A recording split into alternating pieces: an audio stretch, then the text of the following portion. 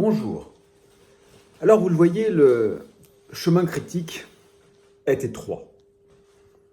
Parce que sans doute les énoncés scientifiques ne sont ni de pure construction sociale, ni des mises en lumière du monde en lui-même.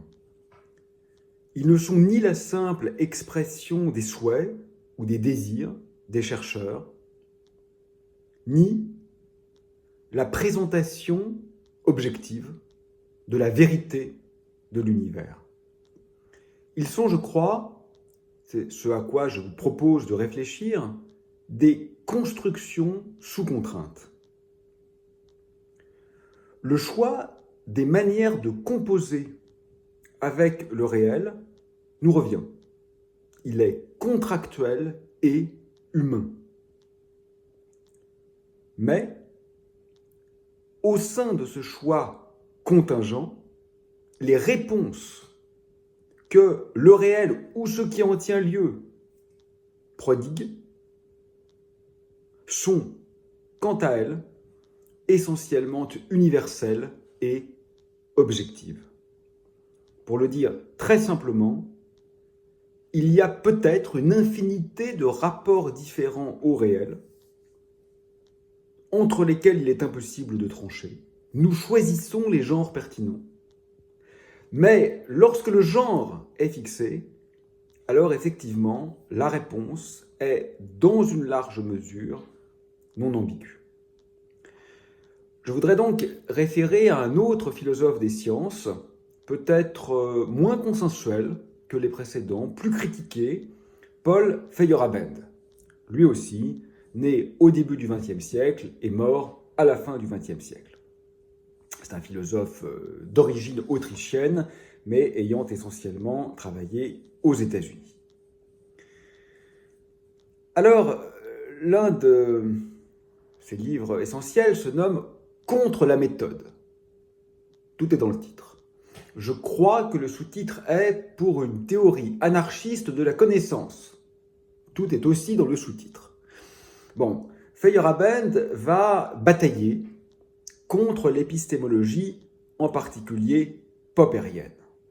Il a défendu l'idée qu'il n'existe pas de règles méthodologiques immuables dont les scientifiques devraient toujours se servir et qui garantiraient de façon incontestable la validité de leurs recherches. Ce que Feyerabend finalement propose, c'est qu'il soit impossible de définir de façon claire et transhistorique la pratique scientifique. Il remet en cause l'existence même d'une méthode scientifique. Pas bien sûr les différentes pratiques à un instant donné. Aujourd'hui, un physicien, un théoricien et un poète ne fassent pas la même chose, ça tout le monde le comprend.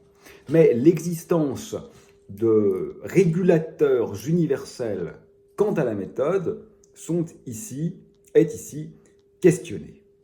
Il reproche finalement à la méthodologie prescriptive, c'est-à-dire disant ce qui doit être fait, de limiter le champ d'activité possible des scientifiques et par là même de restreindre le progrès. Selon lui, une dose d'anarchisme ne peut être que profitable à la science. Vous voyez, c'est un peu ce que je vous expliquais dans un cours précédent. La définition a toujours une dimension performative. Vous savez que ce qu'on appelle les actes de langage, speech acts, tels que les définit Austin par exemple, dans le « quand dire c'est faire », c'est lorsque ce que vous dites engendre ce qui est dit. Par exemple, si je dis maintenant que je veux être déconfiné et que la crise du coronavirus soit achevée, ça n'a pas lieu. C'est un vœu pieux. Mais quand le maire prend deux jeunes personnes, ou moins jeunes d'ailleurs, et dire « je vous déclare unis par les liens du mariage », ils deviennent effectivement mari et femme. Il dit « vous êtes mari et femme » et ils deviennent mari et femme du simple fait que l'officier d'état civil prononce ces mots. C'est un performatif. Après, Derrida, par exemple, a montré que finalement, la distinction entre les constatifs, les performatifs, etc., était en grande partie arbitraire et qu'il y avait vraisemblablement du performatif, même lorsque celui-ci n'était pas explicite, ce qui me semble d'ailleurs tout à fait incontestable. Mais en l'occurrence, ce que dit Feyerabend, c'est qu'il faut prendre garde à ne pas trop fermer la méthode scientifique parce que vraisemblablement, elle n'est pas même définissable. Vous savez, le très grand physicien Steven Weinberg, prix Nobel bien sûr, l'un des pères du modèle standard de la physique des particules et de la théorie quantique des champs, écrivait dans un article qui s'appelle, si je me souviens bien, Contre la philosophie, que la philosophie était aussi utile aux scientifiques que l'ornithologie était utile aux oiseaux. Ce qui veut dire qu'elle ne sert absolument à rien. Et il a raison, Weinberg. Vous n'imaginez pas un scientifique s'arrêter dans ses calculs en se disant « Mais, au fait, les philosophes des sciences me disent que ce n'est pas ce qu'il faut faire. » Ça n'arrive jamais, et heureusement.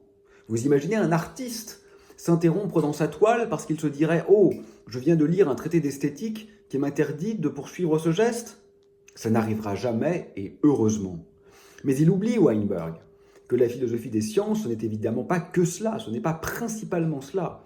Ce n'est pas seulement prédiquer sur ce que doit être la science, auquel cas, en effet, c'est presque toujours erroné, mais c'est aussi s'innerver de science pour créer un objet conceptuel nouveau qui ne préexistait pas à cette décontextualisation. Bien.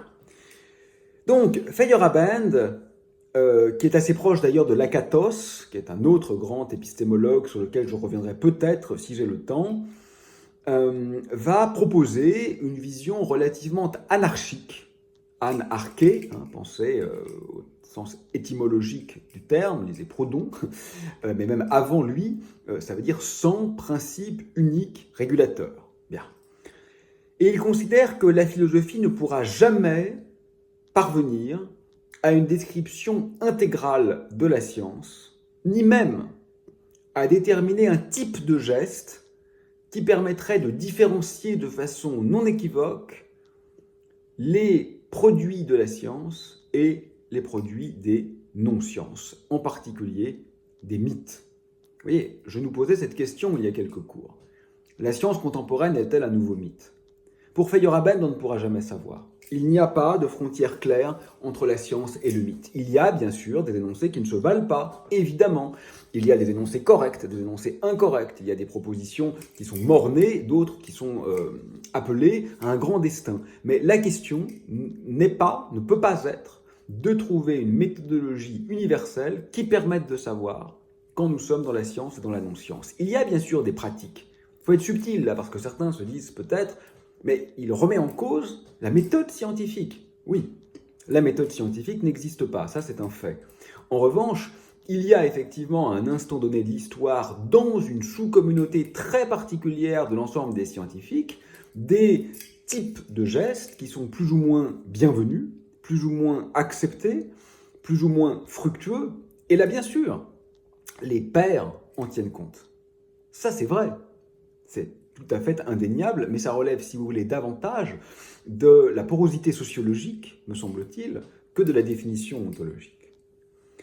Alors, Feyerabend s'appuie sur l'exemple de la révolution copernicienne pour montrer que toutes les règles prescriptives qui existaient ou auraient pu exister avant celle-ci auraient en réalité volé en éclats au moment de la révolution copernicienne.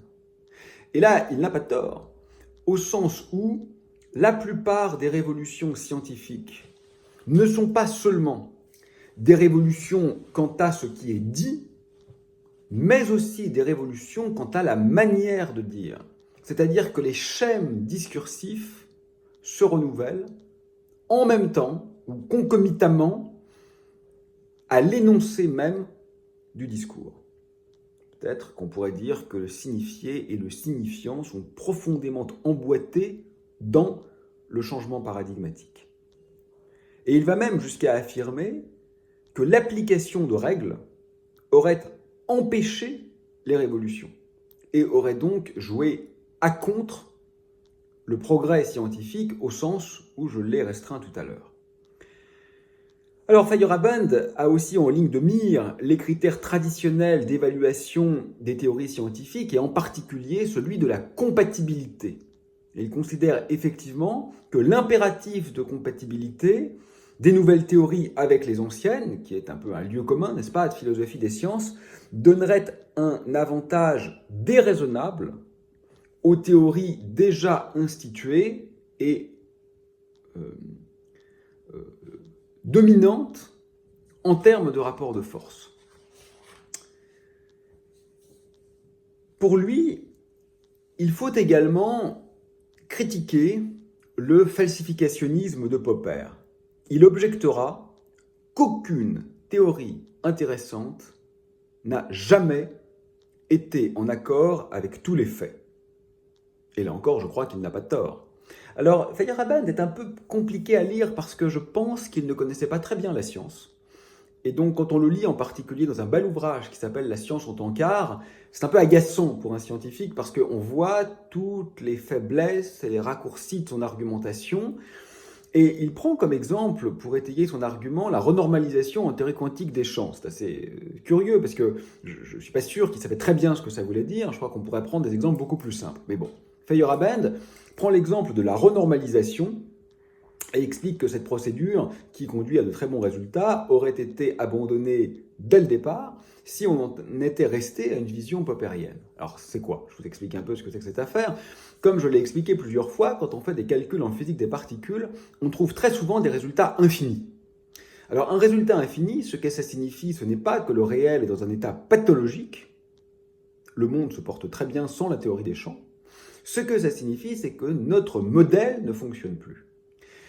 Et Freeman Dyson en particulier, un grand physicien, très grand physicien de l'Institute for Advanced Studies de Princeton, que j'ai rencontré d'ailleurs il y a peu, avant sa mort, hélas, récente, enfin que je l'ai rencontré, on s'en fiche complètement en fait, ce que je voulais vous dire c'est qu'il venait de mourir.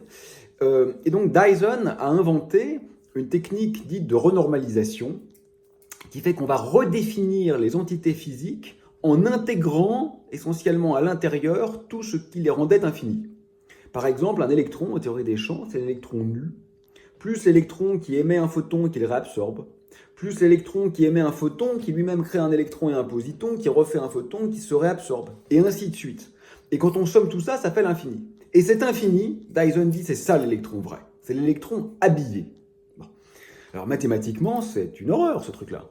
Il n'a absolument pas le droit de faire ça. C'est complètement loufoque de A à Z. Le seul ennui, c'est que ça marche. C'est que la renormalisation conduit à des résultats extraordinairement précis. Entre-temps, les mathématiciens ont travaillé, et aujourd'hui, on a une compréhension mathématique, bien sûr, qui est assez bonne de la renormalisation.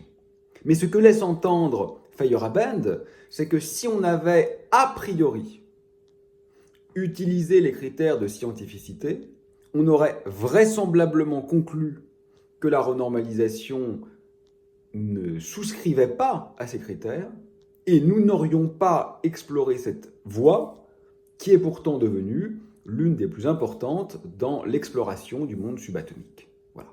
Bon, on pourrait donner une infinité d'exemples. J'évoquais dans le cours précédent la matière noire. Elle se présente à toutes les échelles. Donc on a finalement une faillite de notre théorie gravitationnelle, mais on la sauve. On la sauve parce qu'on considère qu'il est plus vraisemblable d'inventer des entités invisibles que de déconstruire la théorie gravitationnelle. Bien qu'on envisage aussi cette voie d'ailleurs, les scientifiques ne sont pas complètement stupides, mais ce n'est pas celle qui est privilégiée à l'heure actuelle.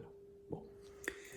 Alors Paul Feyerabend a également critiqué toute attitude consistant à juger la qualité des théories scientifiques en les comparant avec les faits connus. Et il pense que les théories précédentes pourraient en fait influer sur l'interprétation des phénomènes observés. C'est toujours la même idée que j'essaie de vous expliquer depuis le départ, c'est que les faits ne sont jamais des faits purs. Ce ne sont pas des épiphanies de réalité, ce sont toujours des faits dans un cadre, et que bien sûr, on va d'abord élaguer dans les faits, et on va ensuite orienter les faits par rapport au paradigme dominant à l'instant où on les considère. Bon. Vous voyez ce que je veux dire, hein? C'est-à-dire que, par exemple, je sais pas, moi, là, on va distinguer, il y a mon t-shirt, il y a mes cheveux, il y a ma peau, il y a mon bracelet, etc. Tout ça existe. C'est pas des constructions sociales, ça existe. Mais là, je les distingue parce que j'ai une vision de l'organisation sociale autour de moi qui fait que le rôle de mon t-shirt n'est pas le même que celui de ma manchette, qui n'est pas le même que celui de mes cheveux. Donc par rapport à mes attentes, cette distinction est totalement légitime. Mais si nous avions une autre attente qui était par exemple la quantité de matière disponible pour me transformer avec de l'antimatière et créer de l'énergie, cette distinction n'aurait absolument aucun sens.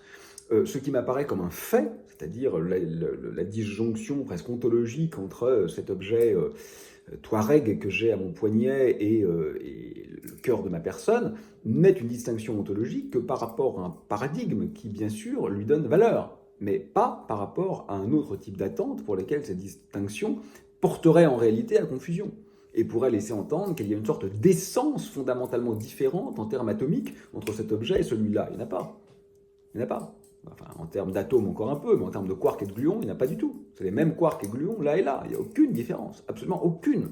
Donc, c'est ça que veut dire, je crois, Feyerabend. Et pour lui, ça donnerait un beaucoup trop grand privilège aux théories institutionnalisées par rapport aux challengers. Voilà. Selon lui, les nouvelles théories ne sont jamais acceptées parce qu'elles ont respecté une démarche scientifique. Elles sont acceptées parce qu'elles fonctionnent. Et il a été très critiqué pour le « anything goes ». Tout est bon. On lui a reproché de laisser entendre qu'en science, tous les coups étaient bons. Mais ça, c'est une erreur, je crois, de lecture. Feyerabend, ici, il n'est pas dans le prescriptif, il est dans le descriptif. Autrement dit, il ne dit pas « il faut jouer à tous les coups ». Il dit « c'est ce qui s'est passé, pour le meilleur et pour le pire ». On ne peut pas juger l'histoire.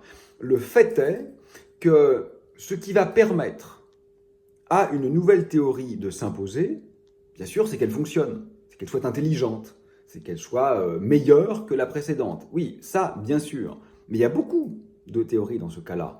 Ce qui va lui permettre de s'imposer, ce sont aussi des rapports de force humains, ce sont aussi des coups de poker, ce sont aussi des rapports de domination politique, ce sont aussi des phénomènes sociologiques.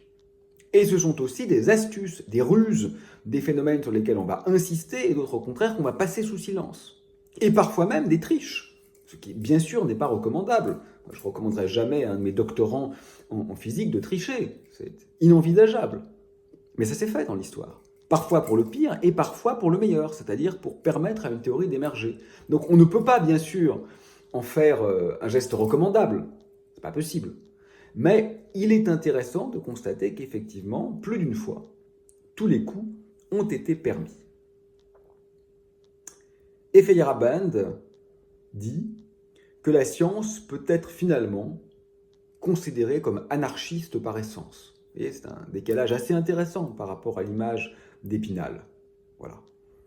Et à ce titre, d'ailleurs, elle a pour lui partie liée avec le mythe jusqu'au point où la distinction pourrait, dans une certaine mesure, être remise en cause.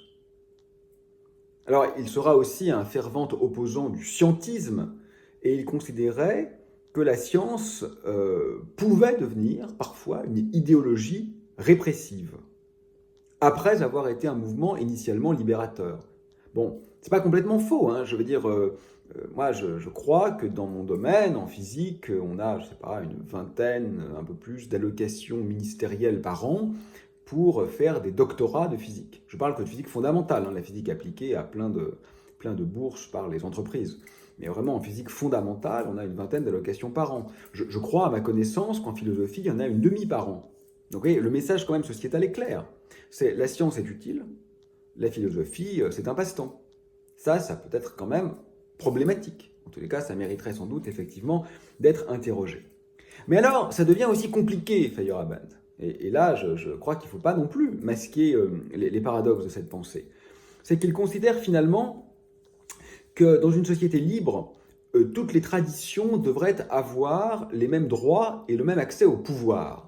Alors évidemment, c'est une parole située, et c'est certainement une parole généreuse. On voit très bien, effectivement, les dérives colonialistes, finalement, de notre monde, qui ont institué presque partout une vision unique du réel, au mépris d'autres rapports au monde qui étaient parfaitement légitimes et qui ont été balayés par la violence, vraisemblablement, d'une vision hégémonique. Et ça, je pense que c'est tout à fait correct et que c'est même nécessaire de l'énoncer pour le dénoncer.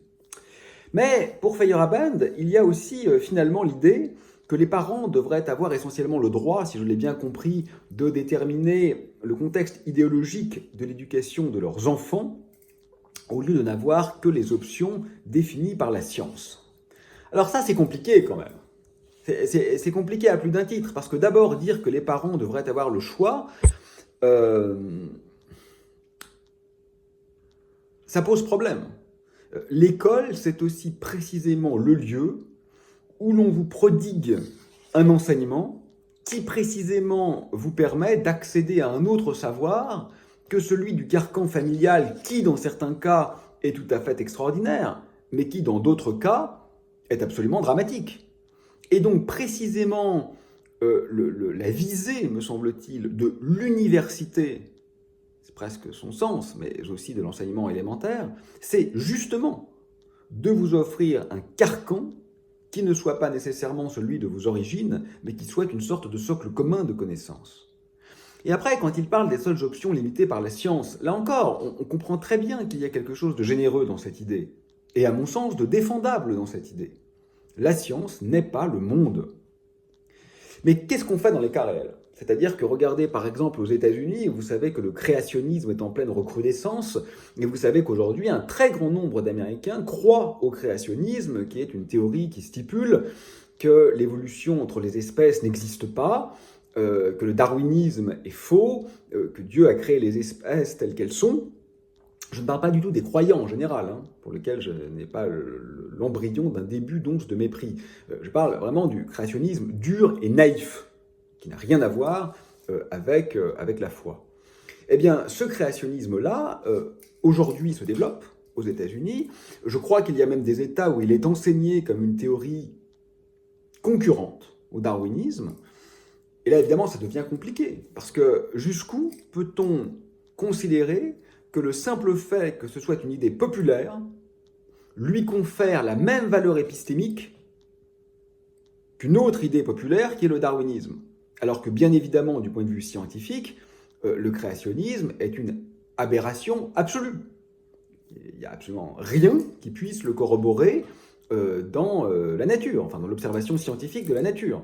Il est inepte de A à Z. Et il est même grave à mon sens, parce qu'il est encore, vous voyez, une relique de cette narcissisation du réel qui veut fondamentalement, parce que c'est quand même ça l'ancrage, radicalement distinguer l'homme de tous les autres vivants.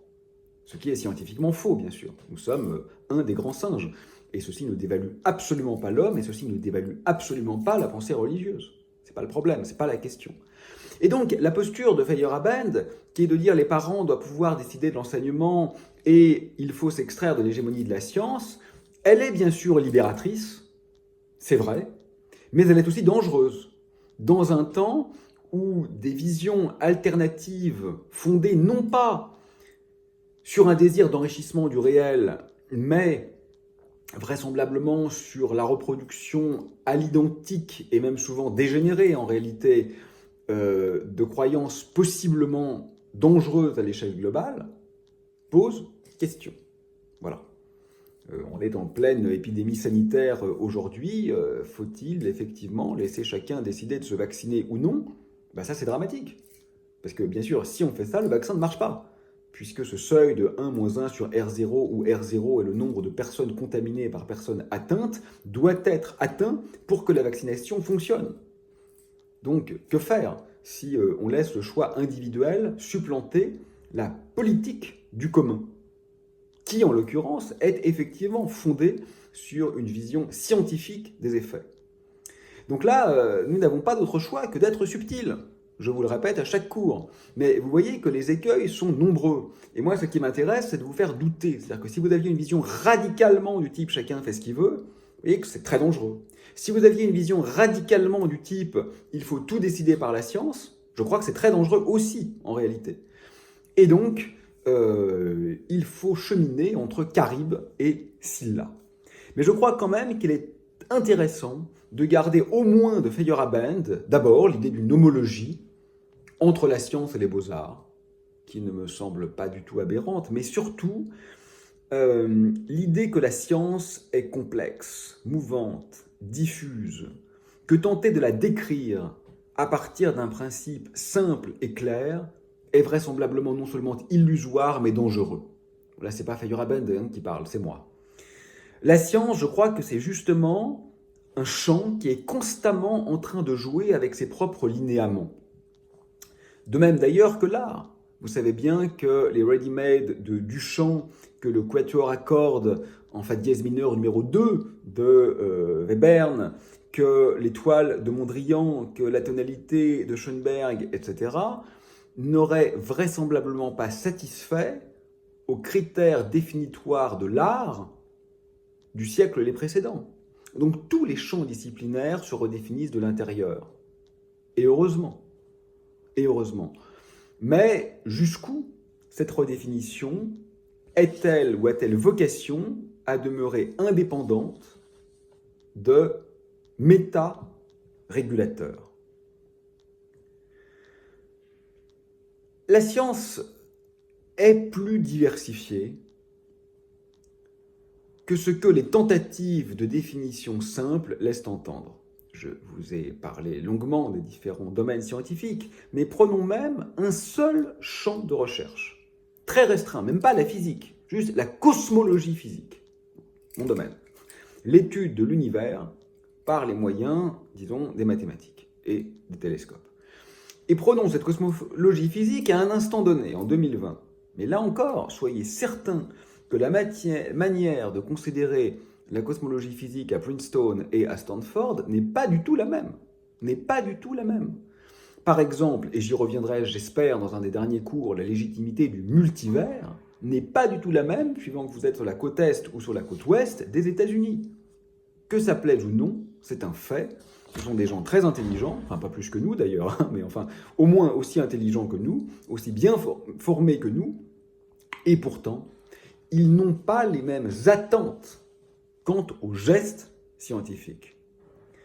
Alors, que faire face à ces écueils? Voilà. Comment essayer de trouver quand même un guide et comment faire attention face à la recrudescence de ce qu'on appelle parfois les obscurantismes. J'aime pas tellement ce mot parce que c'est un peu un grand sac dans lequel on mettrait tout ce qui n'est pas scientifique. Or, je le dis une dernière fois, dans ce qui n'est pas scientifique, il y a aussi le meilleur.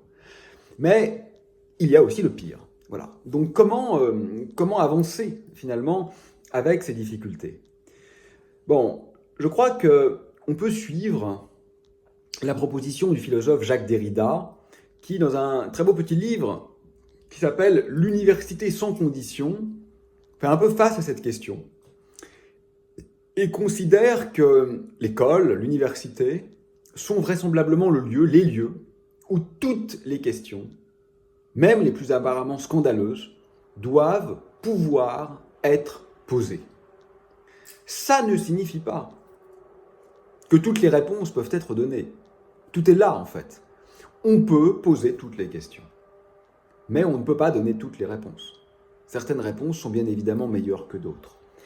Il me semble important de conserver quand même cette inconditionnalité de l'interrogation. Mais parce qu'à titre d'hypothèse, à titre d'exploration, il n'est pas possible de fermer a priori les ailleurs. Mais bien sûr, c'est aussi la boîte de Pandore, parce qu'on voit bien où cela peut nous mener. Et parce que le critère de vérité est lui aussi délicat à manier, comment faire? Vraisemblablement, le meilleur choix finalement, c'est pas la vérité, parce que tout le monde se bat au nom de la vérité. Chacun est finalement plus ou moins en sentiment de la détenir. Je crois que le régulateur fondamental, c'est l'honnêteté. C'est l'honnêteté. C'est-à-dire que lorsque vous déconstruisez une posture dominante, qu'elle soit scientifique, historique, etc., pourquoi le faites-vous? Le faites-vous pour mieux comprendre le réel ou le faites-vous pour soutenir un lobby, une croyance arbitraire et préexistante à votre interrogation. Et je crois que tout est là, en fait. Et on le voit bien, les pires climato-scepticisme, négationnisme, révisionnisme et tout ce qu'on veut de plus scélérat dans l'histoire des idées, en réalité, reposent généralement ne reposent pas du tout sur un désir de mieux comprendre le monde. Ils ne sont pas honnêtes. Ils reposent sur un racisme, sur un désir de soutenir une industrie dans laquelle on possède de l'argent, fût-ce avec des conséquences dramatiques pour la vie sur Terre. Voilà le critère de démarcation essentiel. C'est peut-être l'honnêteté de la question plus que la véridicité qui la sous-tend. Alors, c'est une posture très délicate, face au délire de toute nature, face aux violences injustes, au racisme, au complotisme, au suprémacisme, au machisme, face à tous ces discours utilisés aujourd'hui pour légitimer, hélas, des pratiques d'humiliation de ceux qui sont déjà en situation de faiblesse, mais aussi bien sûr les massacres d'animaux, la réification de la nature, il y a une tentation très forte à recourir à la justesse de l'argument scientifique. Et c'est vrai, l'argument scientifique permet de répondre aux questions bien posées. Il permet de déconstruire et même de réfuter un certain nombre de dogmes arbitraires qui croyaient en des hiérarchies ontologiques fantasmées. Mais n'oublions pas la guillotine de Hume qui nous a appris qu'on ne peut jamais déduire un être d'un devoir-être. Pour le dire plus simplement, la science est un rouage de cette réflexion qui doit être à la fois exigeante et subtile, mais elle ne peut pas être la totalité de l'enjeu.